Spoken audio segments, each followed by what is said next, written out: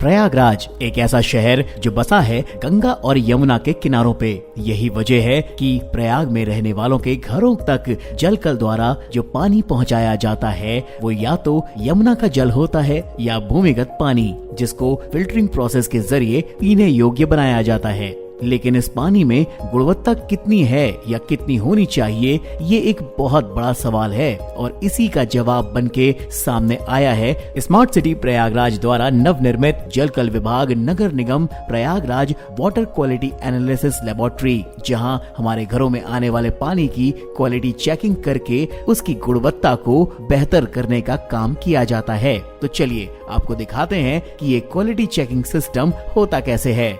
सबसे पहले यहाँ पानी की सफाई की जांच का काम होता है और ये काम टर्बिडिटी मीटर से किया जाता है, जिससे पता चलता है कि पानी के अंदर कितने डिसॉल्व और कितने नॉन डिसॉल्व मॉलिक्यूल्स मौजूद हैं, ताकि शिफ्टिंग टैंक में सेगमेंटेशन के दौरान पीएसी की डोजिंग की मात्रा तय की जा सके। टर्बिडिटी मीटर से पानी की जांच सैंपल में पीएसी की डोजिंग से पहले और पीएसी की डोजिंग के बाद भी की जाती है, ताकि पानी में निर्धारित एनपीयू की मात्रा पानी की गुणवत्ता के अनुरूप हो, जो 1 यूनिट से 5 यूनिट होनी चाहिए।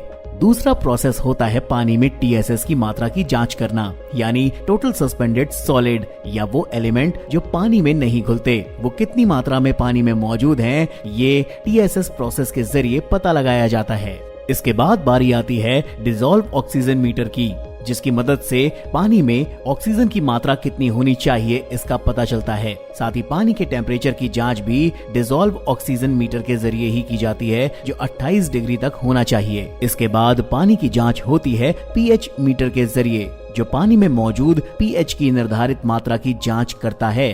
अगर निर्धारित मानकों की माने तो पीने लायक पानी की निर्धारित पीएच दर 6.5 से 8.5 के बीच होती है। उसके बाद पानी में टीडीएस यानी टोटल डिसॉल्व सॉलिड की मात्रा चेक की जाती है। इसके लिए जरूरत होती है कंडक्टिविटी मीटर या टीडीएस मीटर की, जिसके जरिए वाटर मॉलिक्यूल्स की मूवमेंट का पता लगाया जाता है। इसके बाद बारी आती है स्पेक्ट्रोफोटोमीटर की, जो कि एक एडवांस लेवल की मशीन है। इससे हम बहुत सारे पैरामीटर्स एक साथ चेक कर सकते हैं, जैसे पानी में chlorine, chloride, sulphide, sulphate, nitrate आदि की मात्रा किस पैरामीटर पर है, इसकी जांच की जा सकती है। स्पेक्ट्रोफोटोमीटर की मदद के जरिए पानी में गुणवत्ता की मानक दर बनाए रखने में बहुत मदद मिलती है, जिसको बीआईएस और आफा निर्धारित करते हैं।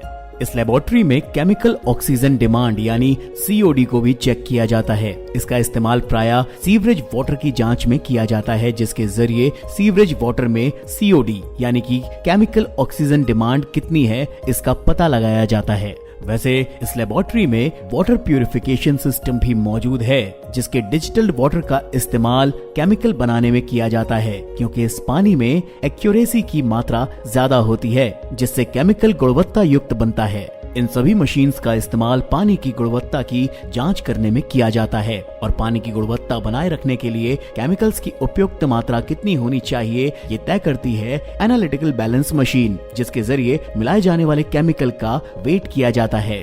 वैसे जिस लैब में पानी की गुणवत्ता की जांच होती है, उस लैब में हाइजीन का भी पूरा ध्यान रखा जाता है और इसके लिए टाइम टू टाइम इंस्ट्रूमेंट्स की क्लीनिंग की जाती है और इसको करने में जिस पानी या इंस्ट्रूमेंट का इस्तेमाल किया जाता है उसे वाटर डिस्टिलेशन ग्लास कहते हैं, जिससे डिस्टल वाटर की सप्लाई होती है। इसी के साथ लेबोरेटरी में हॉट प्लेट मशीन भी मौजूद है, जिसका इस्तेमाल केमिकल को गर्म करके एक निश्चित अनुपात में तैयार करने के लिए किया जाता है। इसमें साथ ही मैग्नेटिक स्टीरियर लगा रहता है, जिसका काम किसी भी केमिकल को अच्छी तरीके से घोलना है। लैब में जार टेस्ट ऑपरेटर्स प्रोसेस भी मौजूद है, जिसका इस्तेमाल पानी में पीएसी डोजिंग मात्रा निर्धारित करने के लिए किया जाता है, जिसके जरिए प्लांट में आने वाले पानी में जो अनहाइजेनिक मॉलिक्यूल्स मौजूद होते हैं उसको सेटल करने का काम किया जाता है।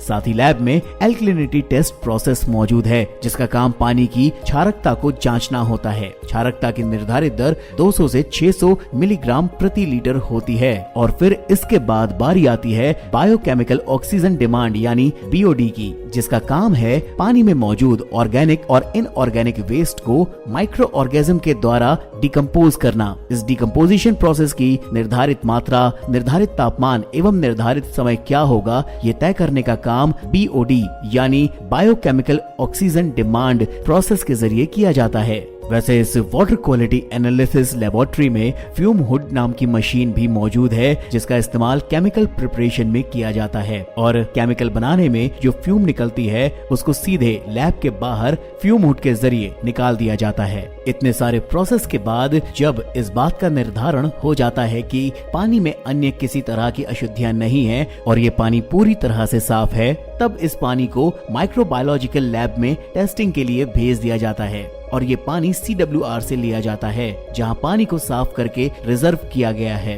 यहाँ सबसे पहले इस पानी का OT टेस्ट या क्लोरीन टेस्ट किया जाता है, जिससे ये पता चलता है कि पानी में अभी भी बैक्टीरिया की मात्रा है या नहीं। अगर क्लोरीन की मात्रा निर्धारित मानक के अनुरूप नहीं है तो उसे बैक्टीरियल कल्चर के जरिए पास कराया जाता है और केमिकल के साथ मिक्स किया जाता है।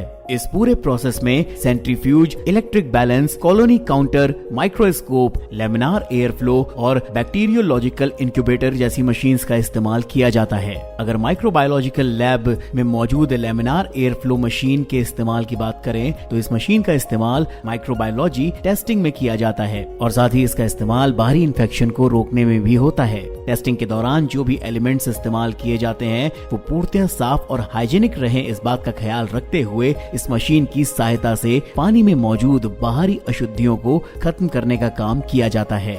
उसके बाद लेमिनार एयर फ्लो से प्राप्त हुए तैयार टेस्ट ट्यूब अथवा सैंपल्स को बैक्टीरियोलॉजिकल इंक्यूबेटर में निश्चित तापमान और अवधि के लिए रखा जाता है, ताकि ये पता लगाया जा सके कि क्लियर वाटर की इस स्टेज पे भी क्या कोई बैक्टीरिया इस पानी में मौजूद है या नहीं। अगर बैक्टीरियोलॉजिकल इंक्यूबेटर में बैक्टीरिया प्राप्त होता है तो वो कौन सा बैक्टीरिया है और कितनी मात्रा में है, इसका निर्धारण माइक्रोस्कोप और कॉलोनी काउंटर जैसी मशीन्स के जरिए किया जाता है। और अंत में बारी आती है ऑटोक्लेव मशीन की, जिसमें माइक्रोबायोलॉजिकल टेस्ट के लिए बनाए हुए केमिकल को स्टेरलाइज किया जाता है जिससे वो जर्म फ्री हो सके और इसके लिए इसे 15 पाउंड के प्रेशर तक हीट किया जाता है और उसके बाद जो स्टेरलाइज केमिकल प्राप्त होता है उसे बैक्टीरिया टेस्ट में इस्तेमाल किया जाता है। फिर उसके बाद जब बैक्टीरिया काउंट खत्म हो जाता है तो इस प्रोसेस में जो टेस्ट ट्यूब और ग्लासवेयर इस्तेमाल किए जाते हैं उनको डिसइंफेक्ट करने का काम भी इसी मशीन के जरिए किया जाता है।